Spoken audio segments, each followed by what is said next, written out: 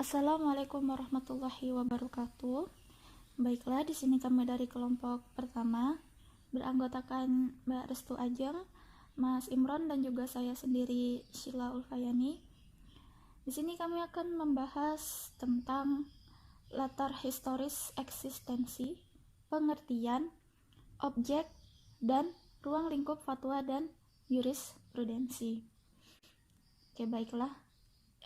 Pertama saya yang akan menjelaskan tentang latar historis eksistensi atau bisa disebut juga sejarah, ya, sejarah terbentuknya, terciptanya, ya.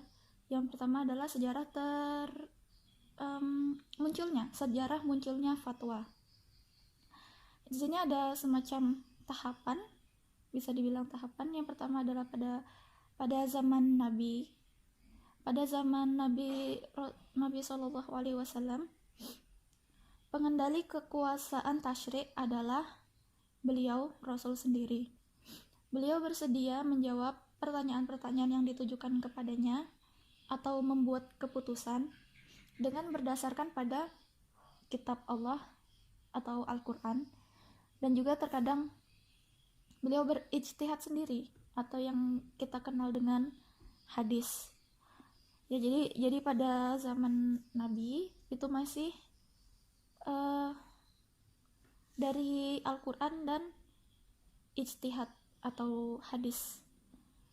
Lalu yang selanjutnya pada masa Khulafaur Rasyidin, pada saat itu sahabat membatasi kasus-kasus apa saja yang perlu difatwakan. Jadi tidak sembarangan, karena dengan alasan yang pertama, menyibukkan diri selain dengan kasus-kasus yang belum terjadi adalah sia-sia. Jadi mereka hanya memfokuskan pada kasus-kasus yang telah terjadi saja.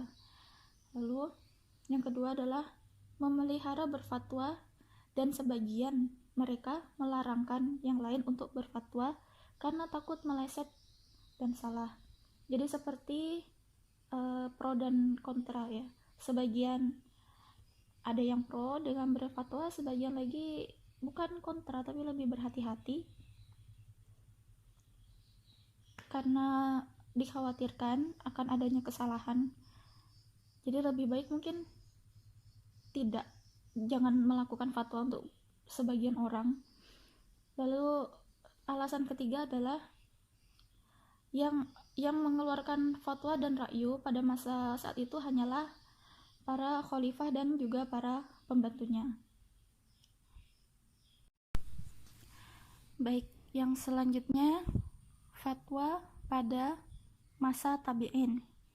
Secara umum, fatwa pada masa ini masih sangat mirip dengan yang terjadi pada masa sahabat atau Khulafaur Rasyidin, di mana mereka masih berdasar dan masih mengacu kepada Al-Quran dan Sunnah atau hadis.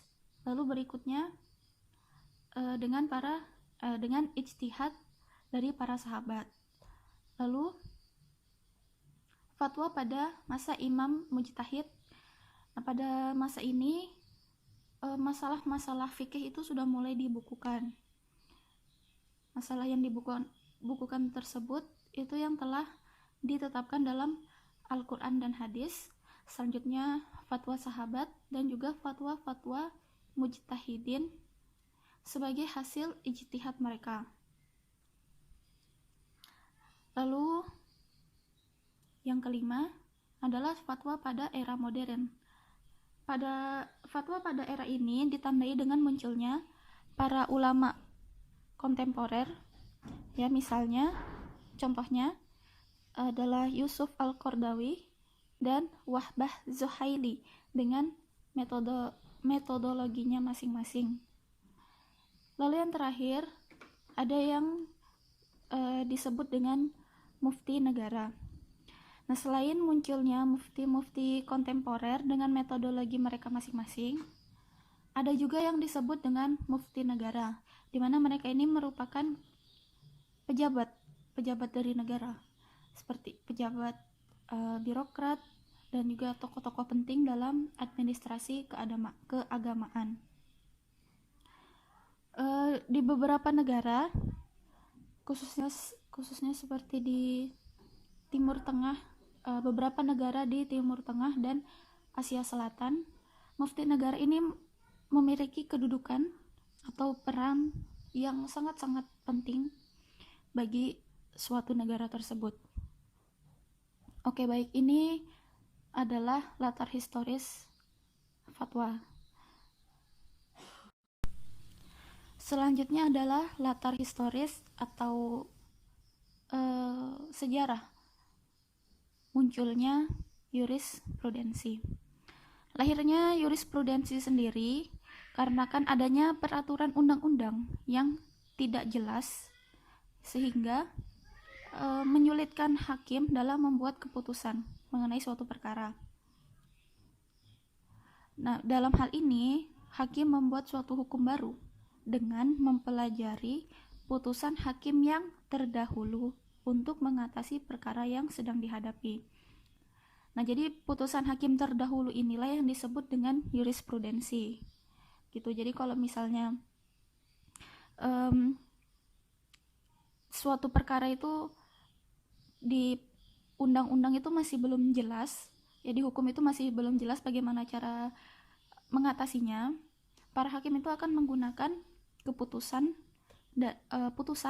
dari hakim-hakim yang terdahulu. Tuh. 3. Qadha. Risalah Al-Qadha adalah sebuah surat yang merupakan instruksi Umar bin Khattab kepada para hakim, khususnya kepada Abu Musa Al-Asy'ari tentang bagaimana beretika dalam pengadilan dan apa yang semestinya dilakukan oleh seorang hakim. Risalah ini mempunyai nilai yang sangat tinggi dan dijadikan rujukan sebagai sumber hukum di bidang peradilan oleh kaum muslimin. Konsep Risalatul Qadha tersebut memiliki ruang lingkup pemahaman yang begitu luas sehingga dapat digunakan dalam berbagai landasan, baik landasan konstitusional, landasan yuridis, landasan politis dalam bentuk keputusan kebijakan yang akan diambil oleh seorang hakim. 4. Konon. Apabila konon dimaknai secara luas dan salah satu maknanya diartikan sebagai tasrik pembentukan hukum, maka konon dapat dilacak keberadaannya sejak masa Nabi Muhammad SAW. Akan tetapi, apabila konon diartikan sebagai konsep hukum sekarang, yakni hukum tertulis yang bersifat mengikat, temporer dan memiliki saksi, maka konon dalam konsep tersebut tidaklah dapat diterapkan kepada masa Nabi Muhammad SAW. Memang benar bahawa di masa Nabi Muhammad SAW pernah ada piagam Madinah atau sahafi atau sahifah Madinah yang berisi tentang hak dan kewajiban warga-warga Madinah, baik muslim maupun non-muslim, untuk menjaga kedaulatan Madinah. Oleh ahli hukum dikatakan bahawa piagam Madinah merupakan konstitusi negara yang tertulis. Selanjutnya, pengertian fatwa. Yang pertama, fatwa al-fataw. Menurut bahasa, berarti jawapan mengenai suatu kejadian peristiwa yang merupakan bentukan sebagaimana dikatakan Zamakhsyari dalam Al-Khasaf dari kata al-fatah. Fatah, pemuda dalam usianya, dan sebagai kata kiasan, metafora atau isti'arah.